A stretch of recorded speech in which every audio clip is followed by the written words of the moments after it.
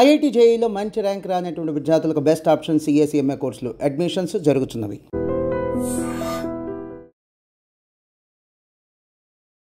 Hi hello welcome to I dream. నేను మీ కాజల్. ప్రస్తుతం మనతో పాటు మ్యూచువల్ ఫండ్ డిస్ట్రిబ్యూటర్ అలాగే ఏఐఎఫ్ డిస్ట్రిబ్యూటర్ బొనిగల సోల్మన్ గారు ఉన్నారు.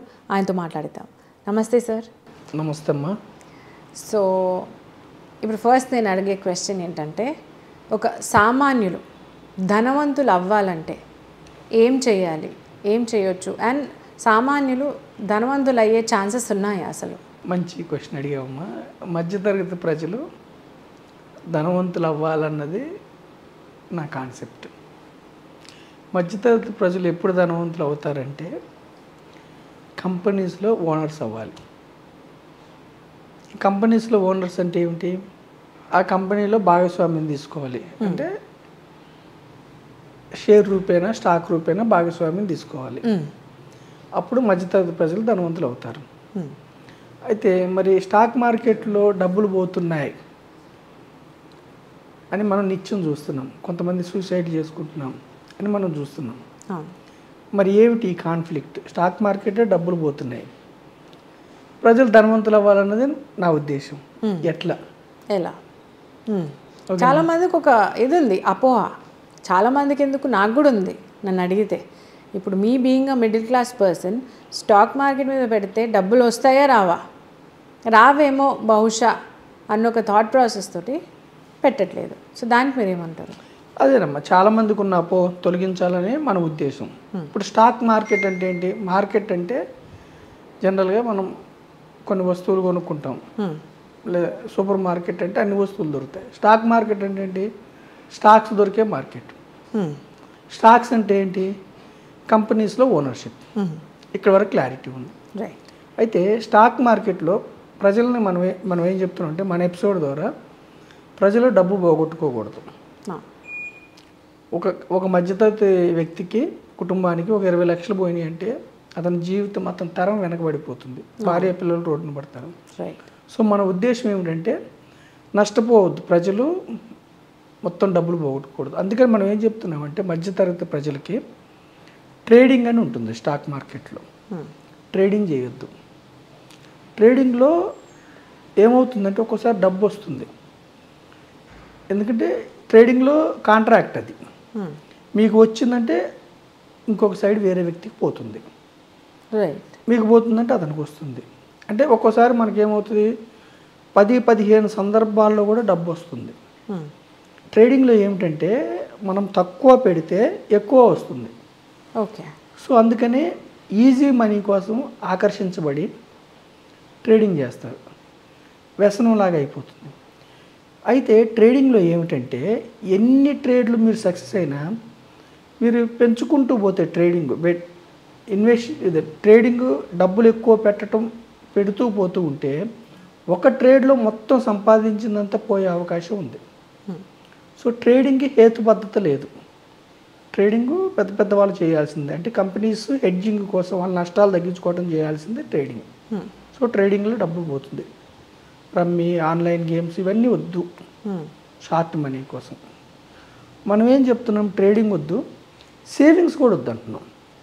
సేవింగ్స్ అంటే ఇక్కడ ఏమిటంటే బ్యాంకులో పెట్టేదాన్ని సేవింగ్స్ అంటారు. బ్యాంకులో మీరు తక్కువ వడ్డీ వస్తుంది, ఎఫ్డి కానీ ఆర్డీ కానీ. సేవింగ్స్ కూడా వద్దు, ఇన్వెస్ట్మెంట్ చేయమంటున్నాం.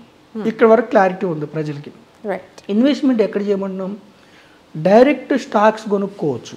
అయితే డైరెక్ట్ స్టాక్స్ కూడా వద్దు.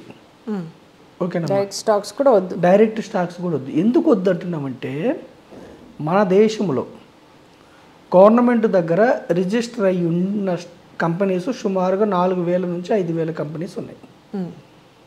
4,000 నుంచి 5,000 కంపెనీస్ ఉంటే మొదటి 500 కంపెనీస్ విలువ సుమారుగా 4 లక్షల కోట్లు. 4 లక్షల కోట్లు. యా.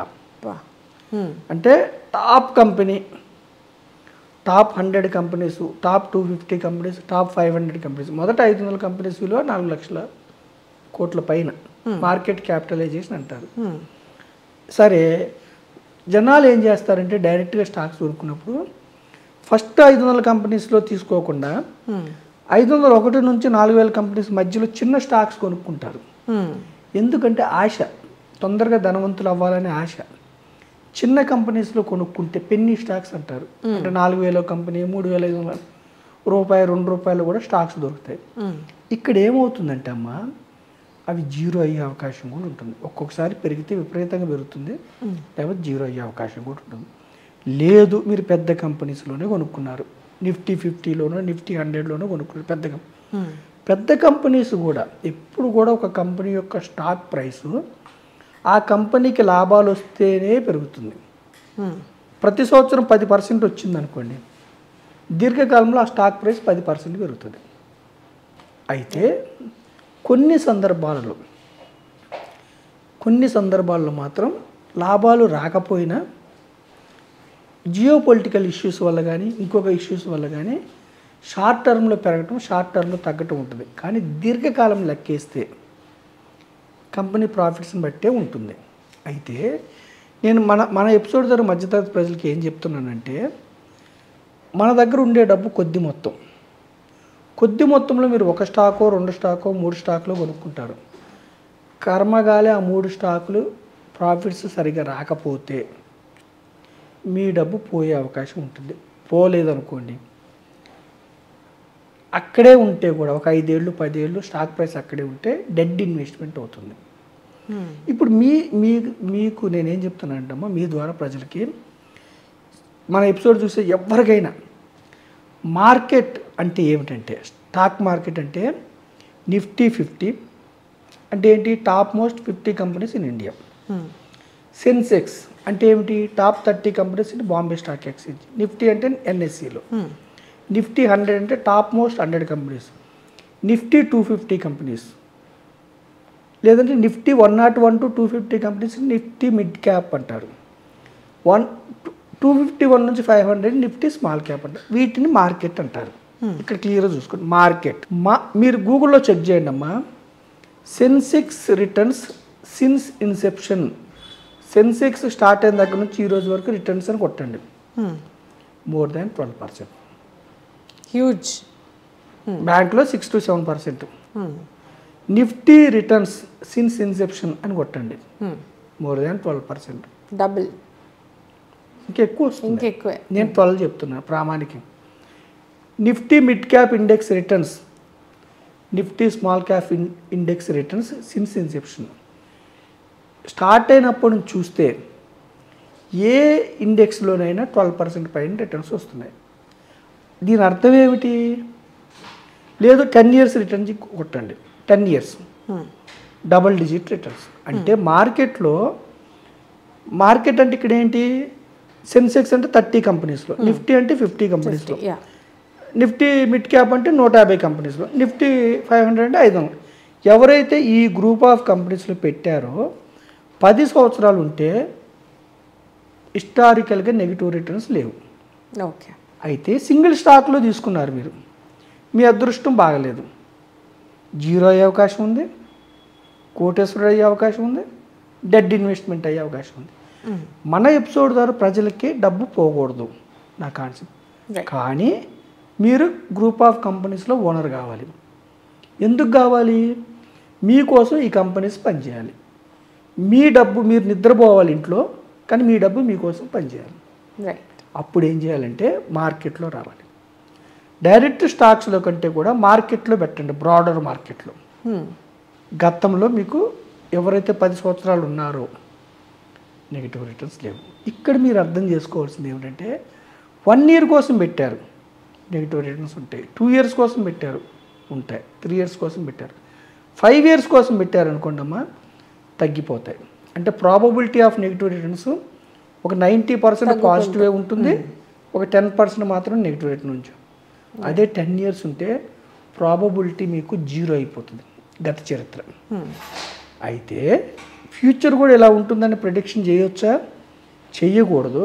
కానీ మన దేశం యొక్క ఎకానమీ, మ్యాక్రో ఎకనామిక్స్, ఎంప్లాయ్మెంట్ కానీ, జీడిపి కానీ, ఇన్ఫ్లేషన్ అదుపులో ఉండటం కానీ, గవర్నమెంట్ స్పెండింగ్ కానీ, ఇన్ఫ్రా మీద కానీ, ఇంకోటి కానీ మన ఎకానమీ ముందుకెళ్తుంది.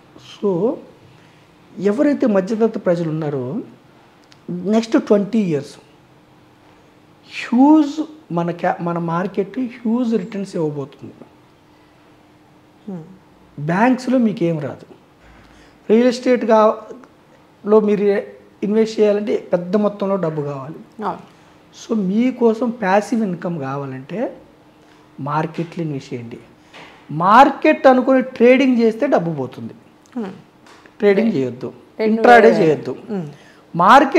మార్కెట్లో డబ్బు వస్తుంది కదా, స్టాక్స్ కొనుక్కుంటే రావచ్చు రాకపోవచ్చు.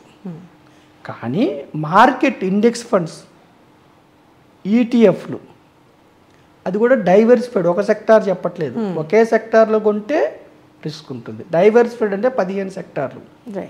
లేదా యాక్టివ్ మ్యూచువల్ ఫండ్స్లో మీరు కొనుక్కుంటే, డైవర్సిఫైడ్ యాక్టివ్ మ్యూచువల్ ఫండ్స్లో మీరు ఇన్వెస్ట్ చేస్తే దీర్ఘకాలంలో మోర్ దాన్ 10 years ఉంటే ఒక ఆర్డినరీ పర్సన్, సామాన్యమైన వ్యక్తి ధనవంతులు అవడానికి మిక్కిలి అవకాశం ఉంది మార్కెట్లో. మార్కెట్ అంటే అర్థం తెలుసుకున్నారు.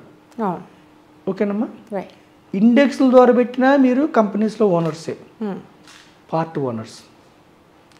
ఈటీఎఫ్ల ద్వారా పెట్టినా, యాక్టివ్ మ్యూచువల్ ఫండ్స్ ద్వారా పెట్టినా, equity diversified active mutual funds పెట్టినా మీరు 50 కంపెనీస్లో ఓనర్సే. లాస్ట్ అండ్ ఫైనల్గా అమ్మా కాజల్, అయితే మరి ఇండెక్స్ సెన్సెక్స్ 30 కంపెనీస్ ఉన్నాయి. ఇందులో ఒక కంపెనీ దివాలా తీస్తే ఏమవుతుంది మీ సొమ్ము? ఎప్పుడైతే ఆ కంపెనీ మార్కెట్ విలువ తగ్గి బయటికి వెళ్ళిపోతుందో సెన్సెక్స్ నుంచి, మీ యొక్క ఇన్వెస్ట్మెంట్ని అందులోంచి తీసి కొత్తగా వచ్చే కంపెనీలు పెడతారు. ఓకే. అంటే ఎప్పుడైతే కంపెనీ మార్కెట్ విలువ తగ్గి నష్టాలు వచ్చో, షేర్ వాల్యూ తగ్గో, అది బయటికి వెళ్తే మీరు సెన్సెక్స్ ఫండ్ తీసుకున్నప్పుడు కొత్తగా వచ్చే కంపెనీలో మీ ఎక్స్పోజర్ పెంచుతారు. నిఫ్టీ మిడ్ క్యాప్ 250 కంపెనీల నుంచి ఒక 10 కంపెనీస్ ప్రాఫిట్స్ తగ్గి, షేర్ వాల్యూ తగ్గి బయటికి వెళ్ళాయి అనుకోండి, కొత్తగా వచ్చే కంపెనీస్లో పెడతారు. అంటే మార్కెట్లో మీకు ఆపర్చునిటీ ఉంది. మార్కెట్లో ఆపర్చునిటీ ఉంది అనుకొని ఏ స్టాక్ పడితే ఆ స్టాక్ కొనుక్కొని 10 ఏళ్ళు ఉంటే లాభాలు వస్తాయి అనుకొని టిప్స్ విని, ఎస్పెషల్లీ టిప్స్ విని షేర్స్ కొనుక్కోవద్దు. షేర్స్ కొనుక్కోవటం మంచిదే, కానీ మీ సొంత నాలెడ్జ్, ఈ సొంత నాలెడ్జ్ పెట్టాలంటే టైం ఉండదు. కాబట్టి index funds, ETF, diversified equity mutual ఫండ్స్ని నేను ప్రజలకు సజెస్ట్ చేస్తున్నాను. Over a long period compounding వల్ల 12% అంటే వెరీ గుడ్ రిటర్న్స్ వస్తాయి. మనం టైం సమస్య కాబట్టి ఎంత వస్తాయి ఏమిటనేది నేను క్యాల్కులేషన్ అయితే చెప్పట్లేదు. సో మన ఎపిసోడ్ ద్వారా ప్రజలకి ఏం చెప్తుందంటే, స్టాక్ మార్కెట్ అనేది మీకు ప్యాసివ్ ఇన్కమ్. మీరు ఇంట్లో ఉన్న కంపెనీస్లో ఓనర్షిప్ తీసుకుంటారు. ఒక చిన్న వాచ్మెన్, ఒక చిన్న కూలీ, ఒక చిన్న ఆటో డ్రైవర్, ఎవరైనా సరే మీరు పెద్ద కంపెనీస్లో ఓనర్స్ అవ్వచ్చు. అది స్టాక్ మార్కెట్ ద్వారా ఈక్వల్ ఆపర్చునిటీస్.